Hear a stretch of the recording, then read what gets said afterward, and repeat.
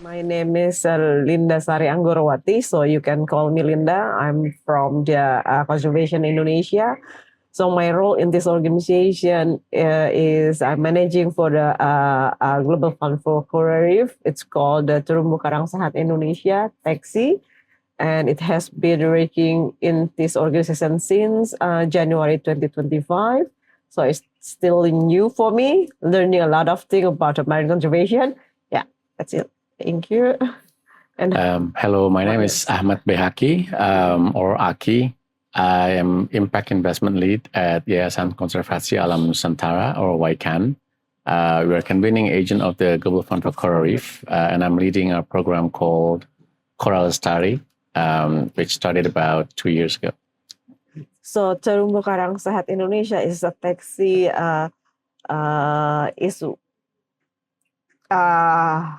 what do you call it? Yeah, national initiative is one of the KI flagship program. So taxi working on the NJ3 region in Indonesia, from the Indonesia Indian Eastern Ocean, and then in the Lesser Sunda Seascape, and then the BHS Birdhead Seascape. So in each area, we work on the different kind of the solution from the GFGR. Like for example, in the Indonesia Eastern Indian Ocean, we work on the effective of the MPA the effectively of the management MPA by establish the the MPA. We call it a BLUD, Badan Layanan Usaha Daerah. And then in the Lesser Sunda, we call it as our solution is reef positive seaweed. So we work on the community hatchery business. And then the other one is for the first handling, the community lead for the first handling system. In our pilot project is in the Sumba Timur in the Nusa Tenggara province. And others in the Lesser Sunda is also working on the solution of the sustainable finance on the debt swap for the TFCCA program. And then in BHS part, we work on the also, we work on the sustainable finance by doing on the debt swap, and also for the entrance fee for the Bomberai MPA management. So we strengthen the capacity of the Bomberai to effectively manage the entrance fee for them to can get the revenue and then maintain their conservation area in that area. And the other things in the BHS part is we call it sustainable tourism by piloting the piloting the Desa Namatoto. We call it ecotourism village in Desa Namatota. So currently we develop the business model for the village for the ecotourism in Desa Namatota in the Papua Barat Daya. And the other one is for the sustainable tourism on the RAM construction and the user fee. So we hope from this kind of this intervention, Raja Ampat can the RAMs itself can become like a blended finance. So we are expected that RAMs can be the user fee from the RAM itself can be used for the conservation for the protect, and also to maintain the area, and also produce another mooring for the Raja Ampat itself. So over to you, boss. Aki, sorry. Thank you. So Coral Lindasari, it's a 5-year program that we designed starting mid last year. So by the end of this year, 2025, we will be finishing the first inception phase. And then next year, we will move on into implementation. And then the third phase, which is scaling and sustainable exit.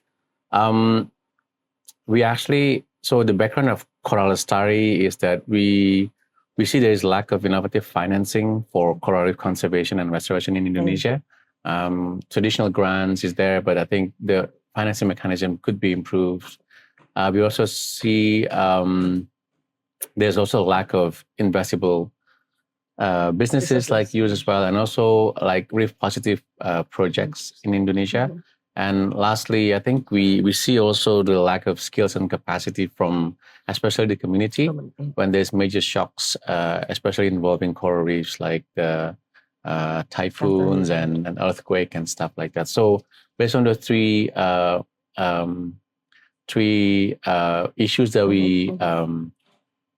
we saw, then we offer 6 solutions to GFCR. The first one is same to you. So we are trying to establish a structure of the MPA, Marine Protected Areas Management Body, so that they can become independent in financing through the Public Service Agency or the BRUD structure. And then once we establish that, we want to make sure that they get the revenues and can manage the revenues. So back to the innovative financing issues, we are proposing a pilot of the blue carbon revenues for the marine protected areas. We are piloting a parametric reef insurance as another innovative financing. We also want to make sure that the people surrounding the MPAs could continue with their livelihood, but also performing the livelihood in a sustainable way and that is reef positive. So that's why we are assisting or giving technical assistance in sustainable aquaculture and also sustainable capture fisheries. And then lastly, to enable all those things, we also establish a financing facility as well as technical assistance facility for reef positive businesses. We're going to call it Biru Fund. And Biru Fund will have a specific window, thematic window for reef positive business, which will be using the GFCR funds. It's called the Reef Plus financing window. So the 6 solutions are implemented in 3 areas of Indonesia, just like yourself. So it's from the west, we have Riau Archipelago Province. In the middle of Indonesia, we have the East Kalimantan Berau Regency. And also in the eastern part, we have the Sabu Sea, which is like the biggest MPA in the country.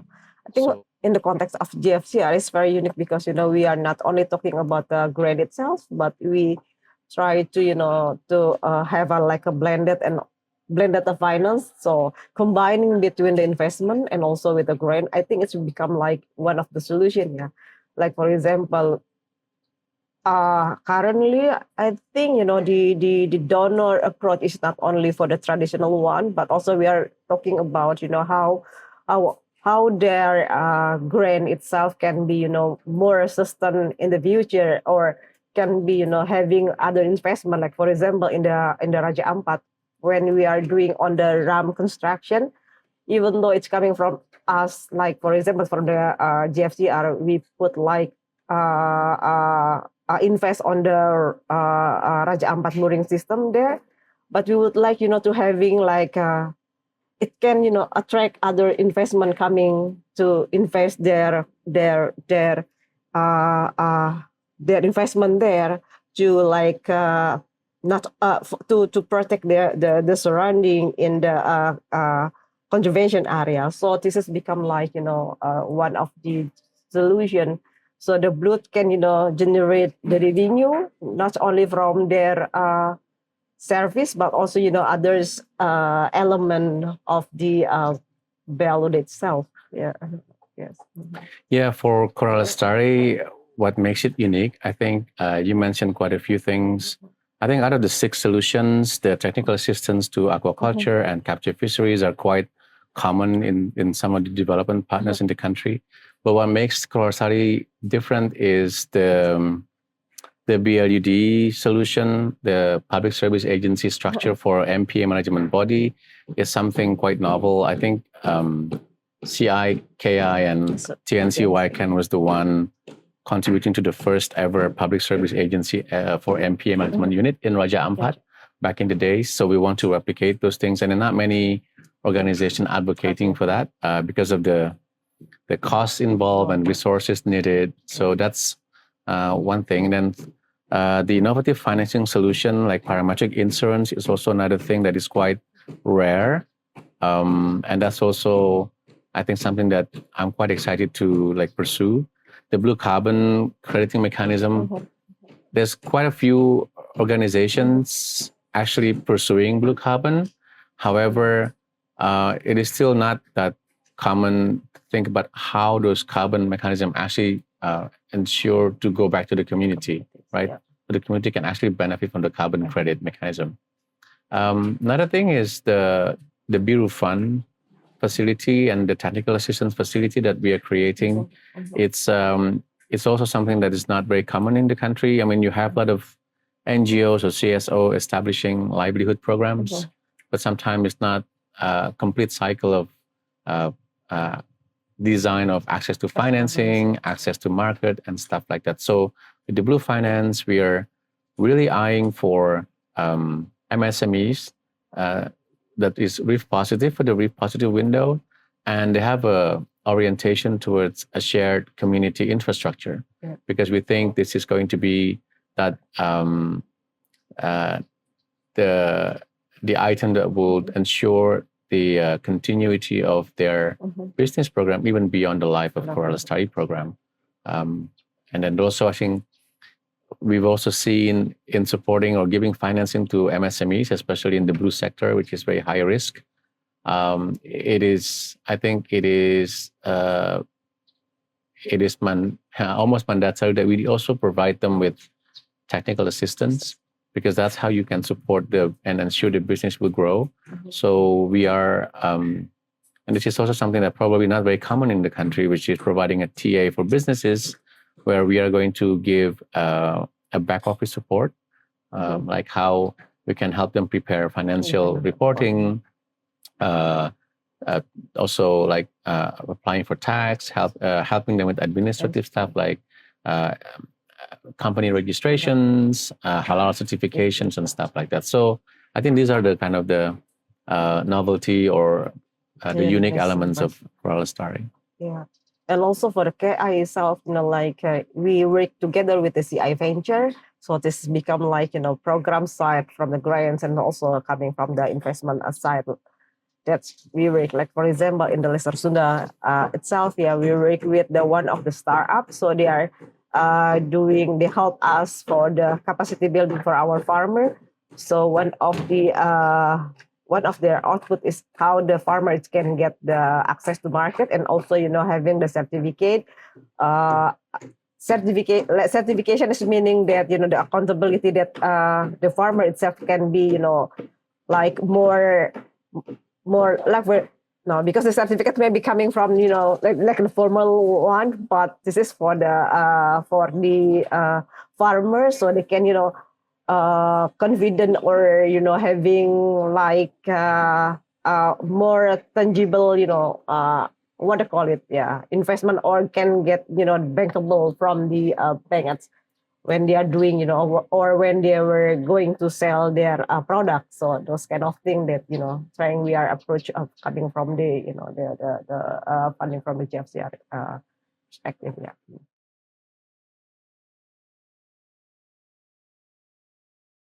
Indonesia is a large country, but in the ocean space, we see the same people and we're bound to work together. So I was very much involved in taxi prior to leading Coral Story. So we have similarities in one region, which is Tabusi, and we work together. So we've been doing a lot of collaborations in terms of programming, but mainly on the investment side. So what the taxi is pursuing on the investment part is a kind of an impact investment model, where you are investing in a more investable businesses that meets the REEF positive criteria, right? So when we designed, because we started the program a year after you, so we had that opportunity to have a look that we see the challenges in finding investable businesses. So we take a step back. We decided that we're gonna work with the pre-commercial and not yet investable. We realize it's gonna be hard work, but it's the same way if we pursue the same thing with the impact investment. So we think we take a step back, we create a financing facility in the form of grants and recoverable grants. So it's a revolving fund. So to help these early stage enterprises so that they can be established. I think we foresee that around 2 to 3 years.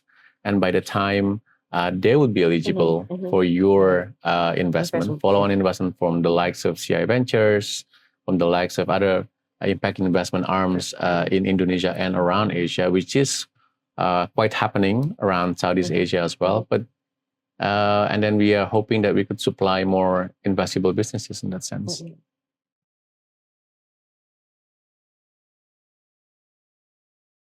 Currently is KAI is at the administrator for the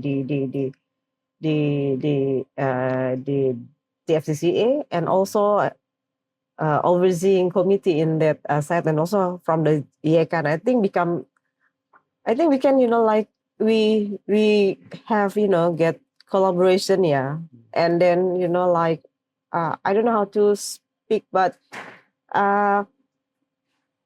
we filling the gap, between the YKAN and also with the KAI, where KAI cannot, support this initiative, but from the YKAN perspective can be, so it's like, like a filling up each other, so we are not overlapping our works in that area.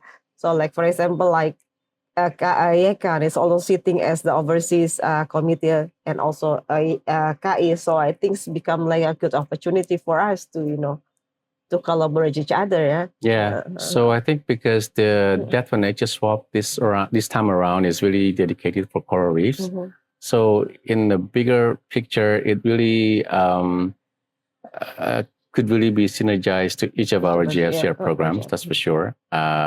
So CI, KI, and TNC YKAN are the conservation partners to the Death for Nature swap. So we are helping the government on each side to actually, help them direct the program, but also providing a few resources and technical assistance on the conservation part.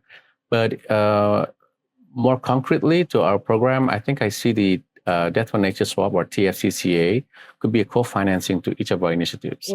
So for once, the location for TFCCA, I'm not sure about the latest one, but I think two of them actually definitely overlap. So one in Raja Ampat and Papua is on your side.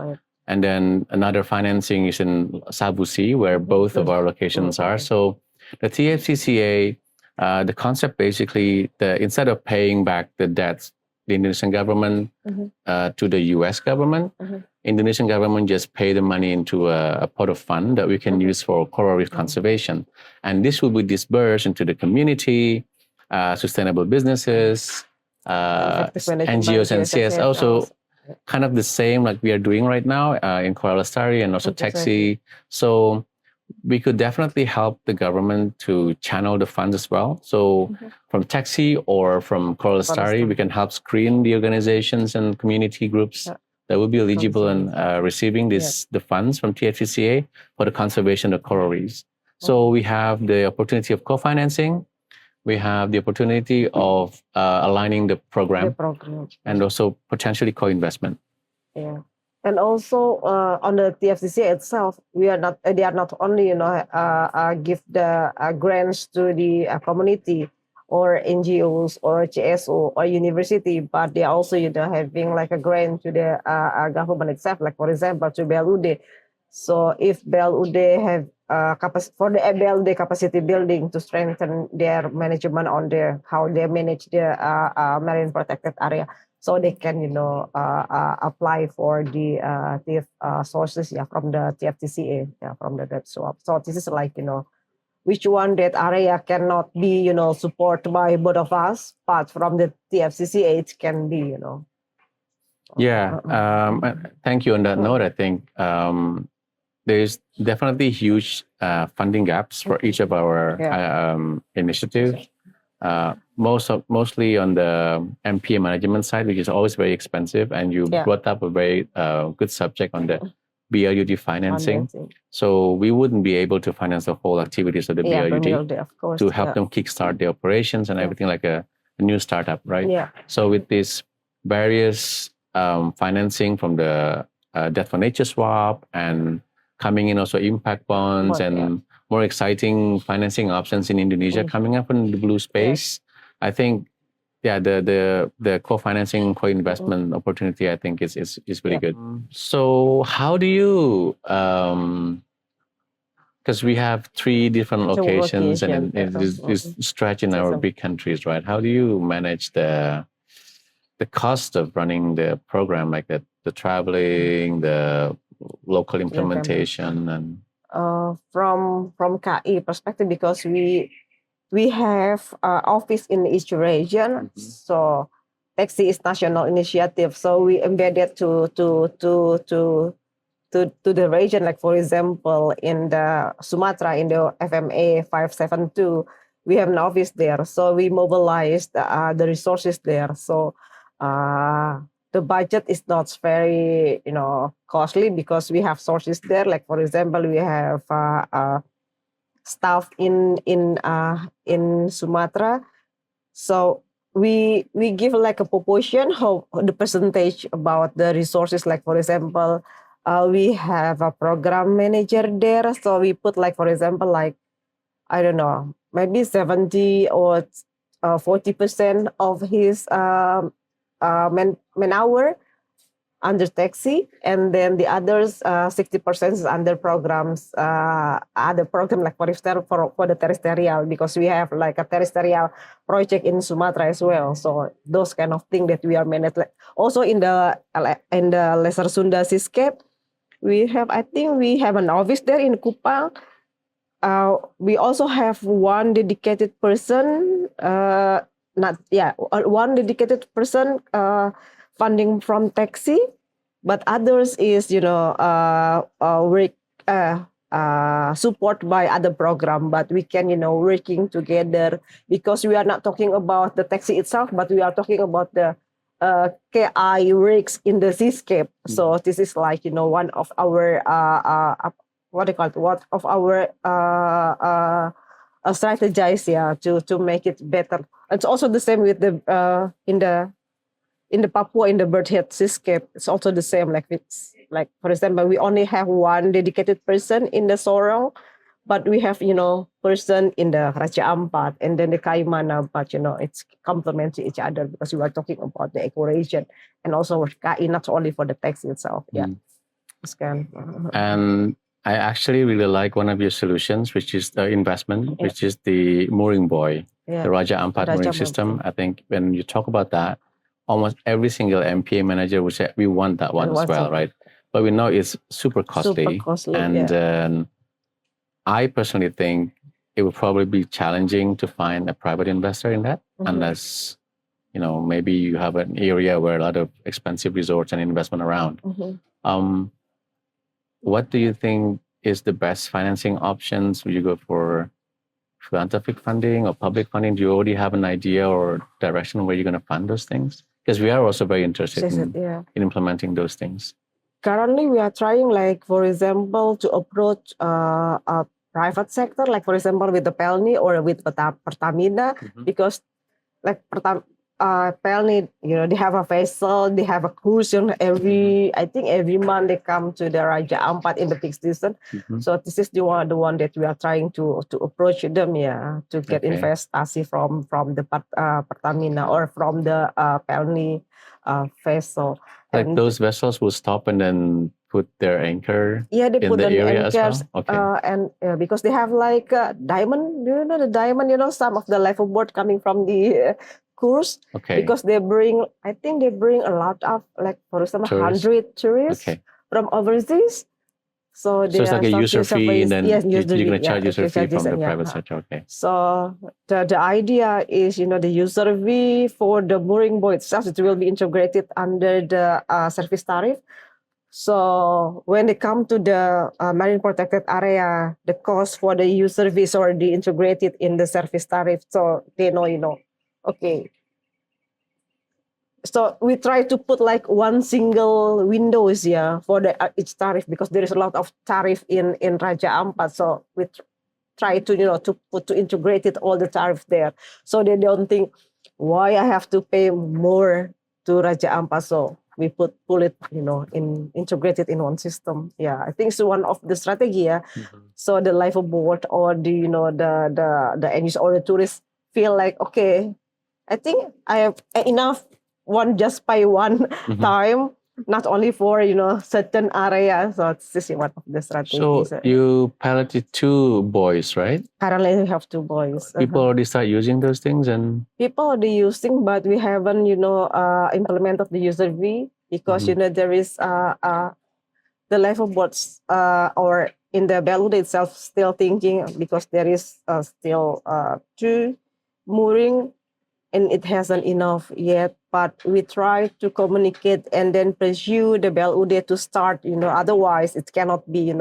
You cannot give revenue stream from the user V or from the mooring itself. So you should be start to implement it that one. So the communication from us to the Belude is already started. okay. I think we already started in the early this year to implement it. And then it's already regulated until the government regulation. They put like, for example, I think they put around 75 million a year. And then we did some willingness to pay survey, and then the life board said that it's quite big. So the life board result is around 35 million. So this is trying, to communicate with Put by, having discounted price to use the user V. I think this is one of our strategy. Any question for me? Yeah. Your program is very huge, like 6 solution, but it's very bigger, Mas. And how do you manage all the thing? Yeah, so it's when I came in, the solution was already there. It is challenging in terms of the geographical location, which are 3 sites stretched across Indonesia, and then the 6 solutions. Lucky enough, within YKAN, we have in the ocean program, we have the 4 strategies, and each of them actually sort of own each of the solutions. So I am very much helped with the team structure. So it's just that I need to do a lot of coordination between the solutions, because it is very easy in an organization or a program that you work in silos. So sometimes people just concentrated too much. For example, this is not the actual case, but you work too much on the blue carbon, you forget that you actually have to contribute that to the BRUD, or when you work with the aquaculture, it actually affects some of the investment in bureau funds. So you just need someone to actually oversee everything, making sure everything is running, and then they understand how they could work together and make things working in harmony. Pretty much, yeah. So it's embedded in HE. So it's embedded in the program, the big program in Yes. KJA. Yeah. Okay, The GFCR is actually the biggest portfolio that we have in the ocean so far in YKAN, in terms of the size of the program itself, and also the amount of funding that we are managing. Okay. Thank you.